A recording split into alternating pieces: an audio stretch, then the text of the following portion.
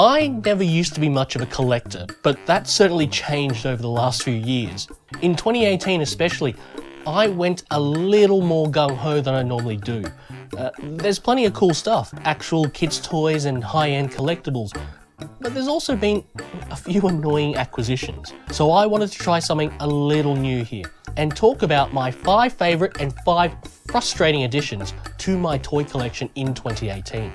And yes, we're already a few weeks into 2019, but I was still bargain hunting and receiving deliveries on the last 2 days of last year. My tastes and interests are quite varied, and it shows in my collection. In fact, there's still a lot more that's not even on display. But as I've said many times, these toys are like totems. They represent the things I like, as well as the characters that have shaped me in some manner over the years. It was a bit of a difficult list to narrow down because I bought so much last year. Most of my favourites are memorable mainly because they are insane bargains. But then there are the few really annoying purchases, like the figures with broken limbs that I had to fix, or the ones that didn't come with the correct accessories. I'm going to alternate the list here, so let's start with a 1/6 scale Leonardo, Teenage Mutant Ninja Turtles by Mondo Tees. I need to begin by declaring that this overall is actually a nice toy. I appreciate the engineering and paintwork, it has a cool range of accessories, and I really love the Eastman and Laird inspired influences in the sculpt, which is only second to that done by NECA Toys about 10 years earlier. But it is a bit of a mixed bag. This was Mondo's foray into the 1/6 scale figures, and I can understand a variety of factors that go into determining retail prices, but news of this first figure of the quartet had been delayed because of quality assurance issues really did make me hesitate. And even having it in my hands, it does reveal a quality that just doesn't match that original price point. When you take into account currency conversion and international postage, the cost of this figure was just too exorbitant for what was on offer. In fact, it took me over a year and a half before I found a Japanese retailer which had this brand new in box, but at half the price. That's going to be a running theme throughout most of this. Almost all my stuff I rarely pay recommended retail. I'm a child of immigrants, it's what we do. I'm glad to say that Mondo have lowered their price points across most of their figures as they develop and evolve what they do, so it takes a bit of a sting out of things a little. I might even go back and get the other ones now because they're cheaper than before. 1/6 scale Captain Jean-Luc Picard by Quantum Mechanics. January 1st, 2018, and I was surprisingly not hungover, but I was bored. So I went to one of the few places that was open on New Year's Day, the outlet shopping mall Harbour Town. A local collectibles distributor had a pop-up store during the Christmas period to get rid of excess stock. And everything in store was 50% off, including the good captain here. I love this figure. Captain Picard has been a hero of mine since I was about 10 years old, and I've been a Star Trek fan overall for nearly 30 years. Quantum Mechanics really outdid themselves here with the level of quality and detail on show. I'm actually blown away by it. Picard's uniform is crisp, as you would expect of the good captain, and knowing the thought processes that went into it, whether replicating the colour that was actually used in the real world or how it appeared on screen, it just makes me appreciate it even more. Included are a heap of accessories, but I'm torn on what my favourite of those is. The tricorder that folds out because of magnets, or the tiny little cup of Earl Grey tea. Hot. This figure could have easily made it into the frustrating list. There's a trend lately of fans bitching and moaning about the likenesses of these sorts of figures being way off. You know, I don't want to justify many of those criticisms, but, you know, the same was said about this one here, and yeah, if I'm honest, many of the photos just didn't do it justice. But I don't know whether it's the photography or the lighting or something about the human brain that overcompensates. Having it right here with me, it just makes all those criticisms disappear. 1/4 scale Robocop by NECA Toys. I've become enamored by NECA's 1/4 scale range, despite some early teething problems. My first was the Halo 4 version of Master Chief, which I absolutely love, but what really sold me were the amazing 1990 movie Ninja Turtles. Ever since then, I've been keeping an eye out for these giant action figures for cheap all over the place. That's how I found this Robocop. It was listed on Gumtree for $100, but with some broken elements. Within 10 minutes of sending a message to the seller, I was over at their place inspecting the figure, and indeed a few of the details had broken off.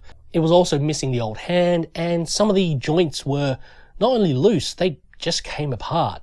Despite this, I was still willing to buy because at the time you couldn't find this version of the figure anywhere. And besides, overall, it was it was a cool figure. It still had his pistol, and the motion activated chip still worked. Serve the public trust, protect the innocent, uphold the law. Because it was damaged, I did ask the seller if he could knock a bit off the price. He then goes into this sob story about another guy who was going to buy it off him for $150, but stood him up. In that moment, he just declared that instead he wanted $150 from me. It was at that point I instantly put down the figure, thanked him for his time, and was pretty much ready to walk out. But he changed his mind and he instantly agrees to the original $100. I think in his mind he was trying out a sales tactic or some shit. Fortunately, I was able to repair most of the damage and make him all nice again. Fixing toys is pretty much what I do. Come quietly or there will be trouble. Giant movie star Leonardo by Playmates Toys. When I was a kid, I thought the movie star line of figures were actually kind of ugly. I still think that, but for some reason 2.5 decades later, I'm now more appreciative of those toys. Funny thing is, I don't recall ever seeing them in stores over here, because if I did, I definitely would have gotten a set of them, but I do remember the ads playing back then. Spotting this giant Leo online for only $20 was too good to pass up. Many of the giant turtle figures don't fare too well over time, except for my original Leo from childhood, which is still surprisingly schmick. But this one is pretty good for being, 25 years old. And although he's missing his katana, he still has his bandana back here, which, is usually the next to go missing. As I said, I'm a bit more appreciative of what Playmates Toys were trying to do and make them look like the big screen turtles, but also mix them with the style they had established at the time. But you know what? He may still be ugly. He's still pretty cool. Captain Pike's laser pistol from the original abandoned Star Trek pilot by Playmates Toys. It's easy to forget just how massive Star Trek was back in the 90s. It was everywhere and doing marvelously. For ticket information, call 1-888-GO-BOLDLY. So of course they churned out a crapload of toys, not just for the series they were airing at the time, but also from way back when. Playmates Toys realised rather early that appealing to kids wasn't quite working, so they marketed to the grown-up collector, which is why you see shit like this all over what are basically kids' toys. Price-wise, that sort of stuffs things up. 2 decades later, and it doesn't help that this is the only official version that was made of the laser pistol as seen in the abandoned original Star Trek pilot, The Cage. So it's often listed at a high price, or there are bidding wars for this online. I found this one still in its box at one of the stalls at the Fisherman's Wharf Market in Port Adelaide, and at $45, it was reasonably priced compared to online. But it wasn't working, and the owner of the stall said that the batteries had been taken out. Always a good practice, not just for toys nearly 20 years old, but that also meant the box had been opened. I don't know. Something in my brain pinged, and so I asked if he could do a little better on the price. He replied he couldn't because he was selling it for a friend. That's always a bit of a red flag. Of course, I bought it anyway, and when I got home to install new batteries, I discovered they were already in there, and pretty fresh too. The reason it wasn't working was because the contact plate had broken and slipped out of the housing. An easy enough repair, but one I shouldn't have had to do. Batman, the animated series Batmobile.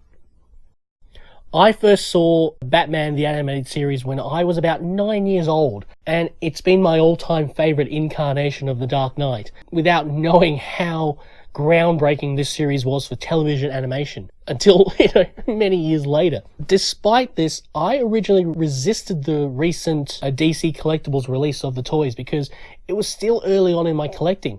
I did buy Mr. Freeze without hesitation though, because he's one of my favourite villains.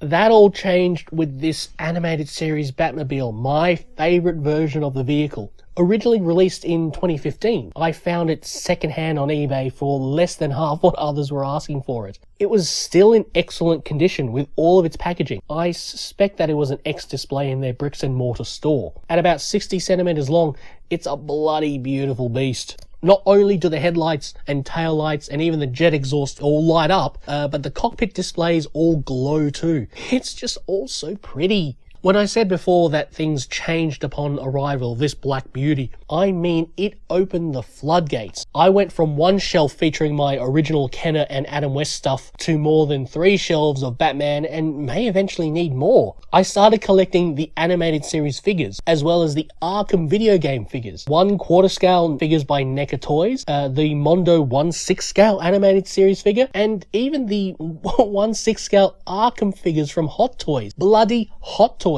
I even picked up this animated series Batcave playset for 50% off during a closing down fire sale, even despite not having a room for it. And yes, I have the replacement decals for it, and I don't think I'm done yet. 12-inch Martha Jones figure from Doctor Who. I feel as though Martha Jones is one of the more underappreciated Doctor Who companions. No one really dislikes her, but when you ask someone their favourite, they're always going to list 3 others before anyone gets to her. And it's odd. An intelligent woman of colour who is also a doctor and helps save the universe.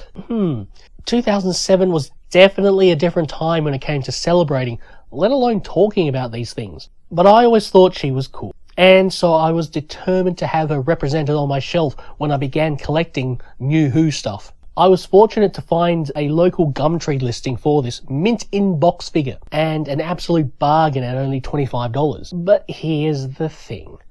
This was released in 2007, so this figure had been sealed in pack for over 10 years. And while that's beneficial for the majority of toys, it wasn't so much for this one. I'm the kind of collector who prefers his toys to be loose and out of pack. I mean, you do you, but I reckon they should be enjoyed, played with, and appreciated, not necessarily vaulted off, unless you have something really special, that is. I went to open this, and this happened.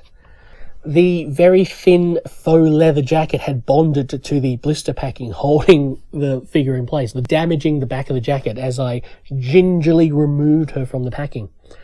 This is apparently a common problem, not only with this figure, but this type of material. A few people have suggested methods to safely remove her after the fact, but that shit was not coming off. This was never meant to be a long-term collectible. It's a doll. It's meant for kids to buy, open up, and play straight away. Apart from the jacket issue, it's actually a really nice toy. MASO1 Optimus Prime by Toys Alliance. Bloody hell, this is an amazing figure. Optimus Prime is another childhood hero of mine. So the first time I saw photos of this officially licensed toy, not made by Hasbro, I knew I wanted this in my collection. But as always, the price was so prohibitive. It wasn't until after the most recent comic and toy fair where I'd set up shop that I made more than enough profit to finally order the cheapest one I could find of these. Standing at about 48 centimeters tall, this gargantuan Autobot is super articulated like any high-end action figure should be, and allows for a variety of poses. He can even hold his chest compartment open and light our darkest hour. Sadly, when this arrived, the LED inside the Autobot Matrix of Leadership had broken, and I had to replace it. It's what I do. He's also incredibly detailed without it being a noisy mess. So many greeblies that don't detract from the overall look of the figure. Now, many have criticised this for being a Transformers toy that doesn't transform. Basically being a fancy, overpriced action master, and honestly, I don't care. The robot design is just so wonderful. It has like early IDW stylings and that classic G1 silhouette. And for me, this is how I envision the character of Optimus Prime. As a leader, his alt mode is more like a superpower that doesn't necessarily define him. Besides, I have plenty of transforming Optimus Prime, so I'm not exactly left wanting. Although... Leader Class Optimus Prime from Power of the Primes.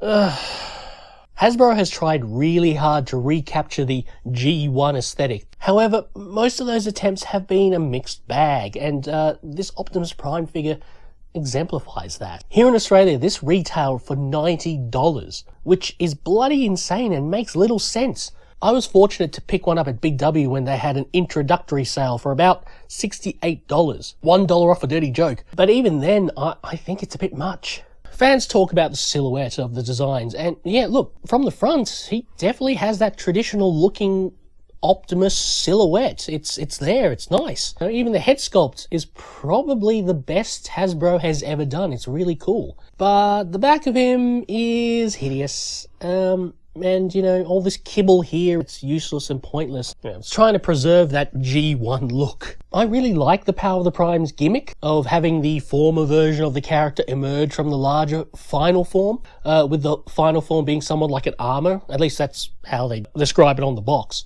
So you have, for example, Hot Rod and Rodimus, Optimus Primal and Optimal Optimus, long story. Here you have Orion Pax and Optimus Prime. And honestly, Orion is a pretty cool little unit. He kind of looks like how he appeared in the original G1 cartoon.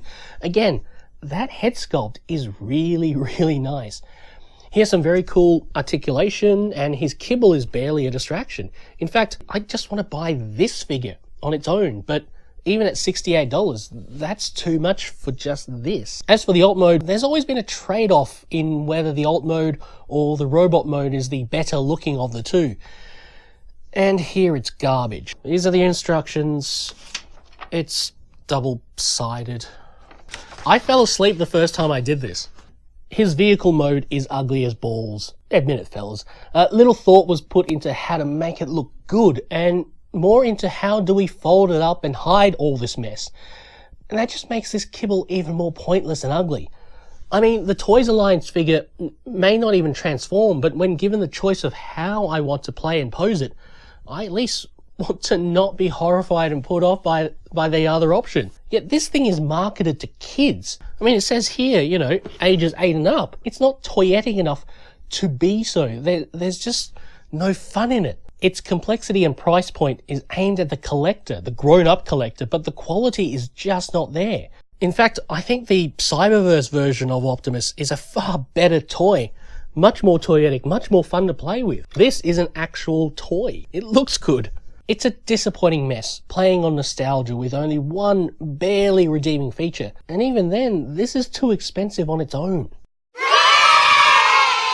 San Diego Comic-Con 2018 exclusive Teenage Mutant Ninja Turtles action figure box set and street scene diorama by NECA Toys. Oh, bloody hell. Did I fit in?